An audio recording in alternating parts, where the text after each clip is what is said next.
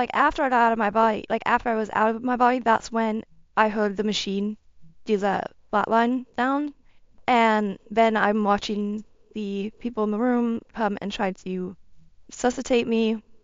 And I had no attachment to it at all. My one thought, like conscious thought at that moment was, that sucks. That was it. It was really flat too, like there was no real emotion behind it. Hello everyone, welcome to Beyond the Veil.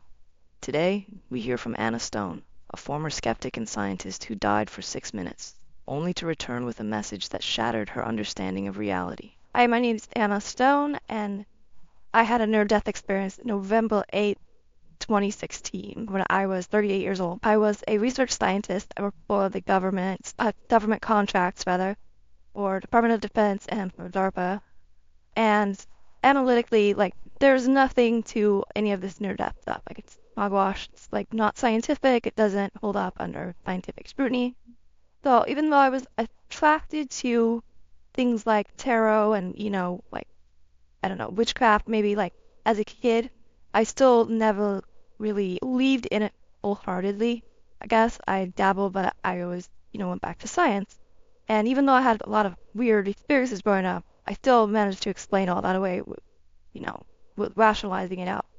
So I'm in a bad time in my life, like really bad. I was drinking and really being not the best person, and I was in a really toxic marriage.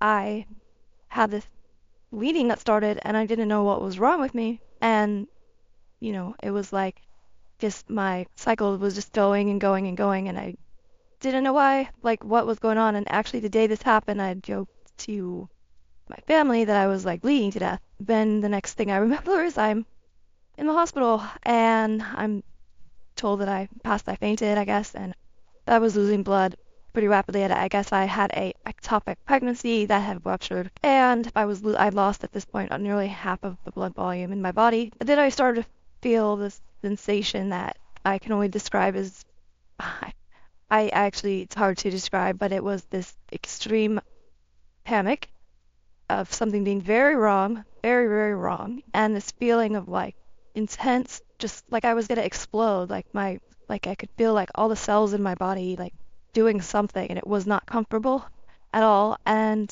the minute it was like unbearable is when it was just poof, and I'm not in my body anymore.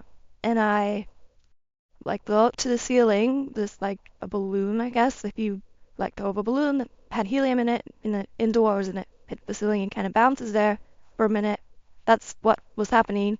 And I realized like, oh crap, I'm not in my body anymore. And I could see myself. And like after I got out of my body, like after I was out of my body, that's when I heard the machine do the flatline sound. And then I'm watching the, people in the room come and try to resuscitate me.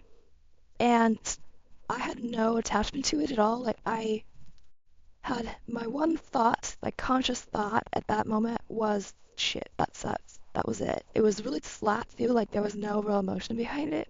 It was just like, well, and then at that moment I realized, oh crap, my snarky personality is still intact. Like, and I'm out of my body, so I'm still me. That's weird. I don't know what I was expecting. I'd never really pondered this before because, again, this shouldn't be possible. And I'm watching them work on me and stuff, and I'm hearing some of the comments that they made that were a little upsetting. Like, one of the doctors had commented on how in my records it had said that I had a former addiction to medication, and that, like, what did we expect? Like, I was just, some drug addict, but I'd been off of those for 8 years at that point, so I was offended, highly offended. But I wasn't offended at the time. I was offended when I came back. Let me clarify that. At the time, I just heard it. It was just facts. There was no attachment to that comment either. But at some point, it dawned on me like I was dying. Like, I mean, I heard the flatlining and all of that, but then it was like the realization of my children, like, okay, where my kids are they going to be okay? I guess. And I was instantly taken to my oldest daughter, who happened to be in class 210 miles away at her college in Fresno. And I see her there in her desk taking an exam, and she's wearing what time it is on the wall. And I just was like, okay, she's fine. And I was like, well, what about my little one? And she's taken right back to the hospital waiting room where I see my Lucy, who's two, barely two at the time, and she's playing Legos with Legos. And I'm like, okay, she's fine. And then I realize that, like, if I'm looking to the right, I'm looking in the hospital, but if I glance to my left, I'm not in the hospital anymore, I'm somewhere else. I can't really describe where that somewhere else is, but it's not Earth. It's like this room, it's white-ish, bright, like yellowish white, kind of, I guess it's a room. I don't really see walls that support that, but I just know it's a room. I don't see any tunnel. I don't see any dead relatives. I don't see any religious figures.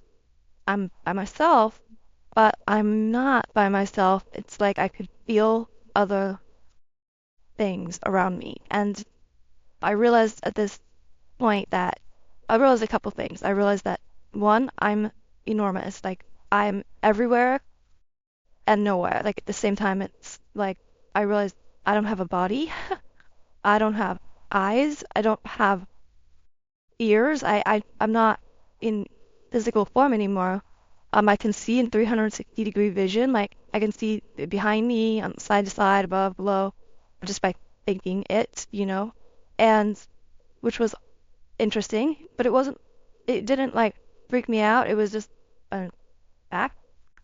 And I'm in this room, I guess, and I just all of a sudden I'd look up and now I look in front of me rather, and there's another person looked physical to me, like standing in front of me, and it was me though. It was very strange. It was like my physical self, but not quite. So it was like me, looked like me, literally. I mean, it's like my twin, but still there's a little difference in features, a little difference in, hair or something, but it's me, and I'm very aware that this is a version of me. I get one message to me, like transmitted telepathically, and it's the word nope. And nope, not something I would say. Instead of saying no, I just say nope, in my regular days. And I got that message, and I instantly knew that meant, no, I'm not staying, and I'm going back, and that was what happened.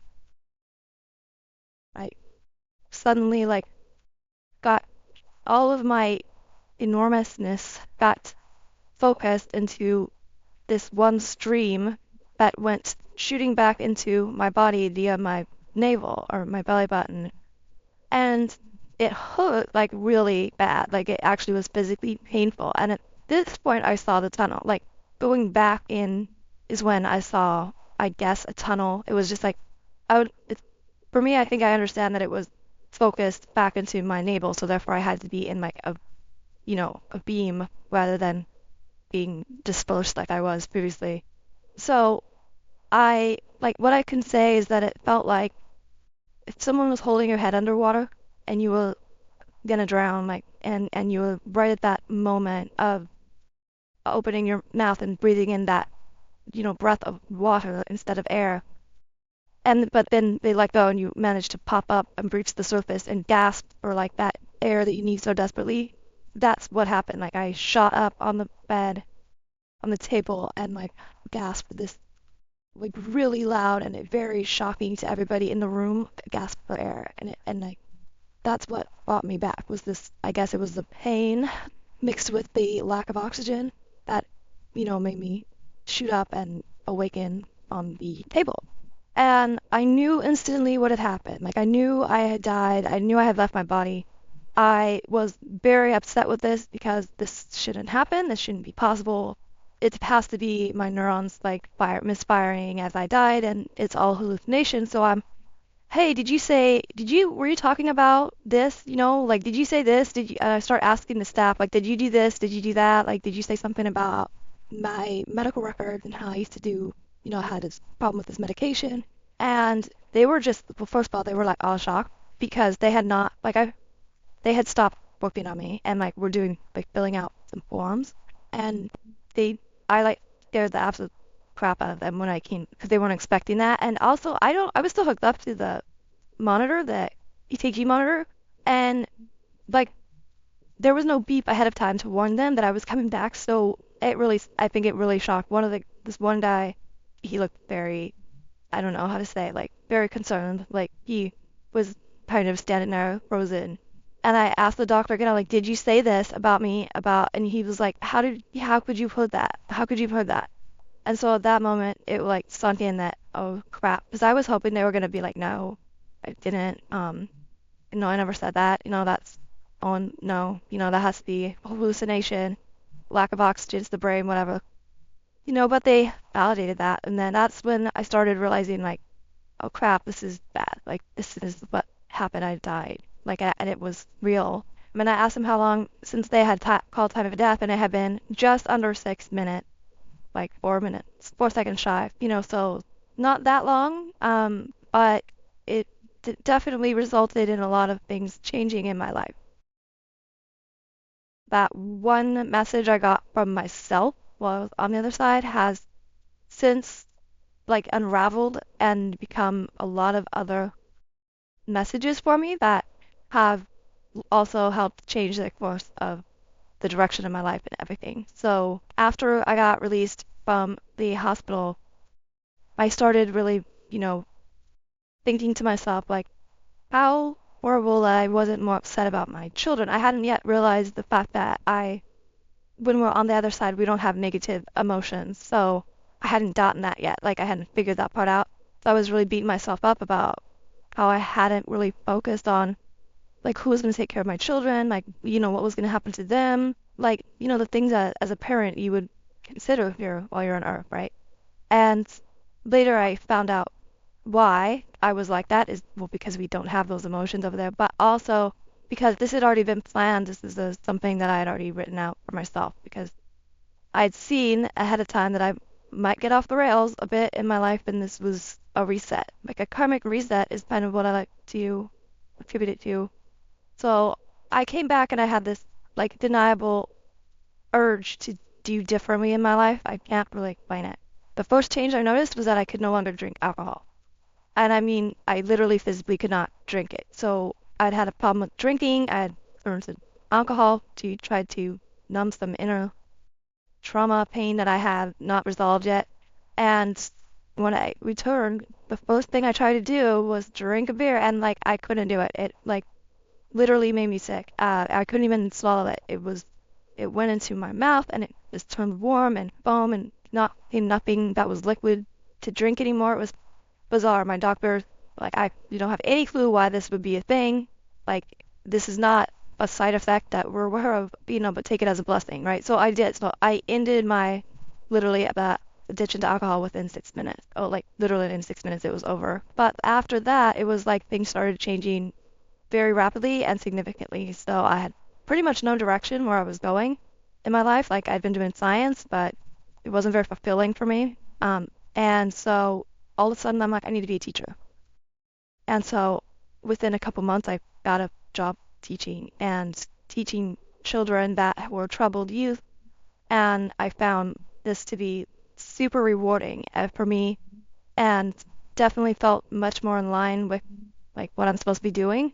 And I also decided like, hey, I'm telling my students all the time that they need to make sure they go to college and finish a college degree, but I didn't even do that.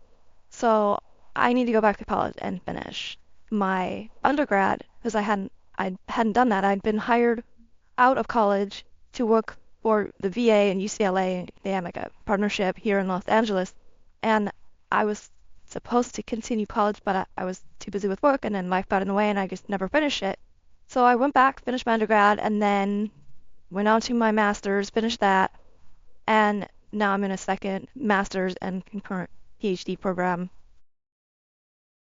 So in a whole new line of study. Now I'm psychology and consciousness studies, which is completely different than science. Like, it's definitely, you can use science for it now, quantum physics and mechanics, but like this is completely a different path than what I was doing before.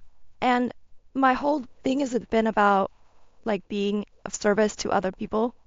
and it's helped me like all of the I had a really traumatic childhood, like pretty really bad, actually like really heavy stuff that happened, and this event has triggered this need and desire and drive to heal that, and has led me down this path that's just become truly amazing for me and transformative by no little measure. So I'm now helping people with shadow work and help healing their unresolved childhood traumas.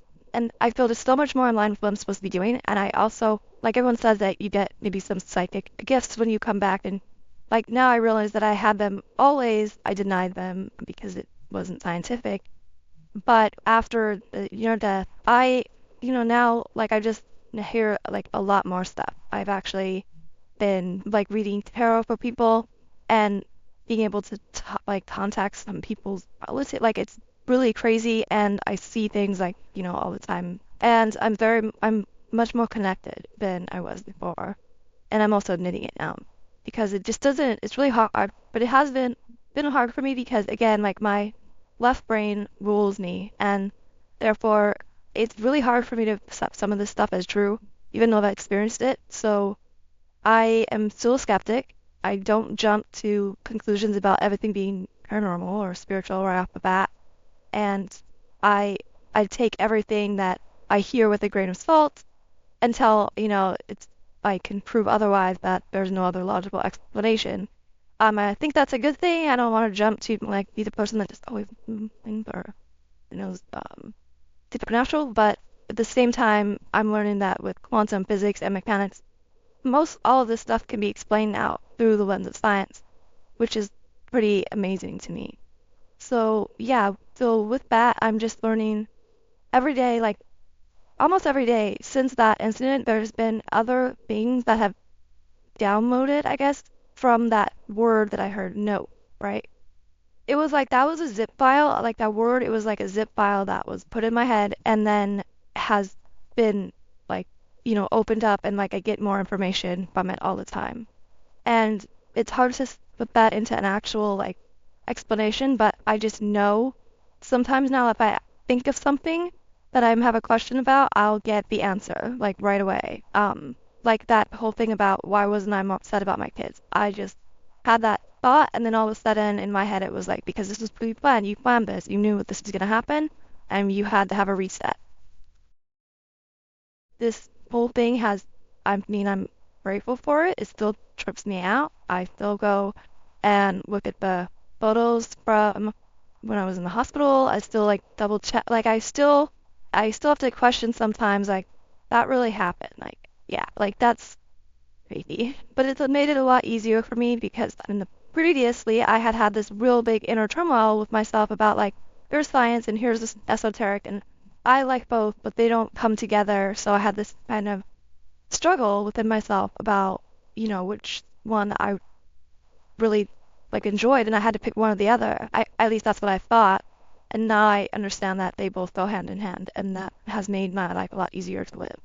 And also being of service to other people and helping them overcome their traumas and work through their stuff, and I also understand why I went through the things I went through as a kid and teenager and even an adult, is because I'm supposed to be helping other people who aren't as resilient, who aren't as resourceful, don't have the tools that they need to successfully navigate through and out of their traumas. So that's what I'm here to do. So you can't do that unless you've been through it yourself. Like nobody wants to hear advice from someone that never experienced what they've been experiencing. So that's what my purpose is to help other people with their, you know, trauma and getting them past it, and that's what I'm doing, and I'm very fortunate to be able to do that now and help other people. And if I hadn't died, I don't believe that this would be my life right now. If you like this story, be sure to support The Other Side NDE by checking out our brand new book below.